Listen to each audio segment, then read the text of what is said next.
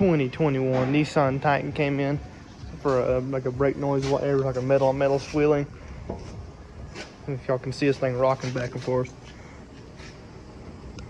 If y'all can see it, that's the wheel bearing. The wheel bearing has gone out in this 2021 Nissan Titan.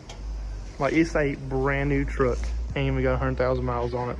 And that wheel bearing is shot. Y'all can't really see that, but yeah, she done for. She touched. Don't buy Nissan. Buy Toyota or something else.